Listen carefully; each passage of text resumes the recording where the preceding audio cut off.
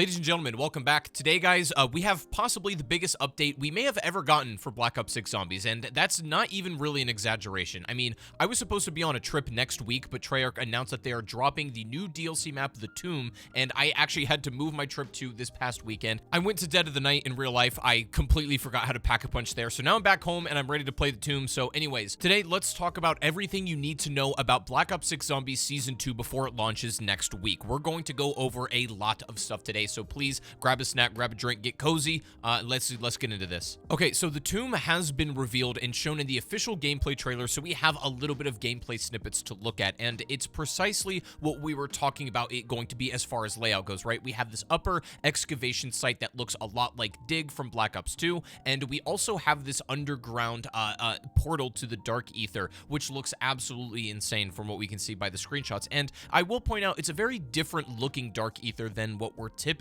used to as well, where everything is sort of lathered in purple and there's crystals everywhere. There is still a bit of that here, but this is a very different depiction of the Dark Ether. And not only that, we're going to a place called Nowhere. We can talk a bit more about that later, but let's just start with talking about a general map overview of what the Tomb is and where we are in COD Zombies. At the end of Citadel, we were talking to Craft, and now we are going to hunt down the Sentinel artifact once more. And we're following a lost explorer into this excavation site, which in some ways sounds very weirdly similar to like Shangri-La and following the adventures of Brock and Gary, these lost explorers. It's kind of a similar vibe here, but we're obviously chasing the Sentinel artifact, and that's going to take us on a pretty wild adventure. But we've gotten quite a few screenshots to look at the layout of what the Tomb looks like. So we have the initial dig site right here, which is a pretty normal excavation site with a few of these rune doors, which is very interesting. And we can see by the other images of the map, we can see quite a lot here. And as far as aesthetic and layout, I'm getting a little bit of like 9 vibes and Ancient Evil. A lot of a similar architecture seems like it's been applied here, and it's got very kind of similar structure and lighting.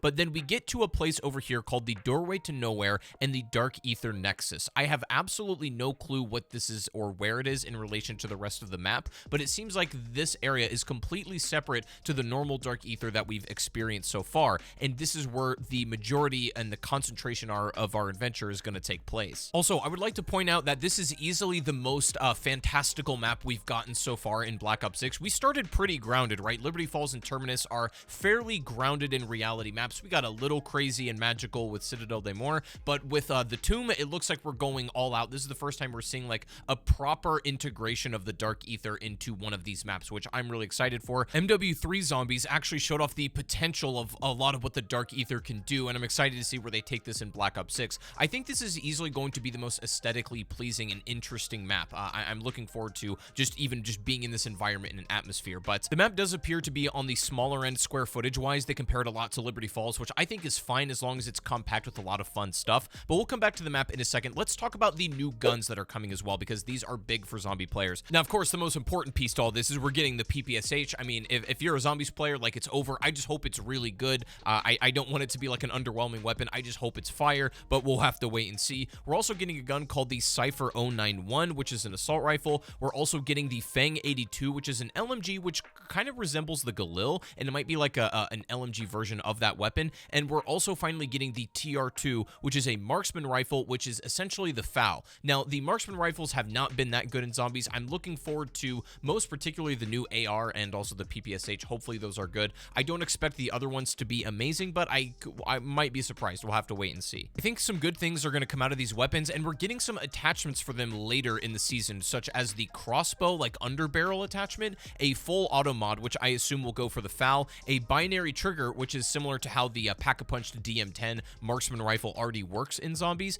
and also a belt-fed magazine. So let's go back to the map for a second. With the release of every single new Zombies map, typically there are brand new special enemies. In Black Ops 6, however, they have been able to reuse a lot of special enemies from previous maps, and that's kind of been a big point of contention. But we are getting a brand new special enemy on the Tomb, and you could probably guess what it is, and we can even see it in some of the gameplay here. We're getting something called the Shock Mimic. Now, this was actually an enemy first featured in MWZ. Like, we had mimics, obviously, back in Firebase Z and Cold War, but we have these EMP mimics that, to my knowledge, first appeared in MWZ, and they're really difficult to deal with, to be honest. Like, these can be very dangerous. After getting hit, they essentially shock you, and they can prevent you from doing certain actions, like I believe applying armor you can't actually do while you're shocked, so that can be very difficult. especially in very clutch situations. So these might be an actual threat, and it does look like from the gameplay, amalgams are returning, as well as doppelgasts from Citadel de Mor. So this means that I don't think we're going to see manglers, which is probably good news for a lot of us, but that means that we're going to have mimics, which can technically grab you, and amalgams, which can also grab you. So I hope it's maybe just one or the other. Kind of sucks, because if they're going to reuse enemies, I personally would have liked to have seen something like a Blight Father from BO4 or something like that, or just something that we haven't already had in Cold War and MWZ. I kind of get why they are doing it though, but I personally would prefer maybe some other different enemy types. That's the one thing I'm maybe a little disappointed about, but we'll have to wait and see how they play when the map actually does release. Besides enemy types, the trailer gameplay and also the blog post they released shows off the new wonder weapon that's coming with this map, and that, if you're a fan of BO2, is the Ice Staff from Origins. Now, it appears that it's only this staff, right? We're not getting all 4 elemental staffs in this map as far as it looks, but it does look like that multiple people can also have the Ice Staff in the game, which is very interesting, and it looks like its functionality is a bit different than how it was back in the day. Like, obviously it shoots a blast of ice, but it also says that it has healing generation capabilities, and it appears that it sort of works a bit like the swords on Citadel, where you have like a normal attack, but then you also have a special attack that can be charged up or something like that. And it also appears that it has 3 different separate functions, and I don't know exactly how that's all going to work, but it looks like a fairly in-depth wonder weapon. There's also like a skin you can get by when you complete the Tomb's Easter egg. You'll have a green crystal instead of the normal sky blue crystal that's in the normal Ice Staff, and to me this is kind of a nod to the end of the Revelations Easter egg, where the Wind Staff kind of looked more green than it did yellow. I don't know if that's an actual reference or not to that. I'm not really sure. Either way, it looks very cool, but the Staff of Ice is going to be this map's featured wonder weapon. It does appear like it'll have a couple of different strengths of attack, and it also does have the function where you can flip the staff around and revive a teammate with a precision shot, so this looks really sick. As far as other features to look for in the map, there's a brand new arrow trap, and you can activate this, and these arrows are going to shoot this energy beam like across the side here, and it will kill zombies that are following you, and you can get under this by sliding, you know, through it or crouching under it or something like that and be safe. This looks like a really cool trap, and they also have something new called etheric lanterns, which just seem to be like environmental items that you can shoot down, and that they will spill this purple fire that will damage enemies as they run through it. It's similar to how the fire Easter egg works on the Liberty Falls Church, where you can kind of like light the floor up a little bit and deal passive damage to zombies.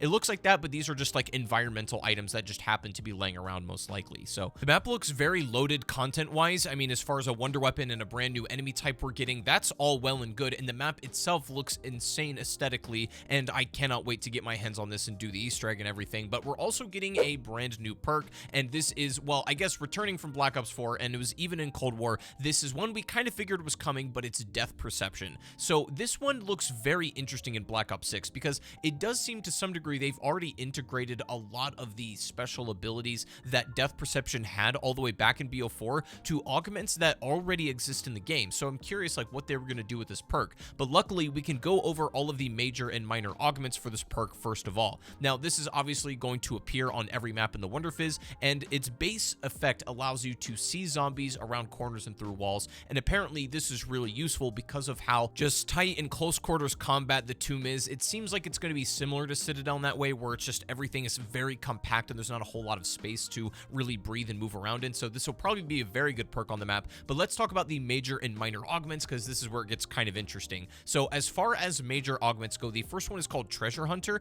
and this says spot items others can miss from loot containers, as well as special and elite kills. I don't really know what spotting items others can miss really means, and especially in regards to solo play, I'm not sure what that actually entails, but it does say that from elite and special kills, I assume that just is going to increase the drop rate of items from them. There's also something called Death Stare, which is your elemental weakness has a chance to kill an enemy that is already on low health. This is pretty good, and I think this will be meta just for like pure damage dealing, and I think this one is going to be extremely useful. And then there's also one called Critical Eye, which also looks pretty good, that says a small chance that a body shot becomes a critical shot. Now, I don't know what small chance means necessarily, maybe like 10%, but even then, that might be really good for dealing with certain enemies, especially elites later in the higher rounds. This could be very good, but I'm gonna have to actually try them out to see which one's the best. And then there's also minor augments, and the first one is called Bird's Eye View, which is the minimap scan rate is increased. This is probably useful in some situations, but I gotta be honest with you,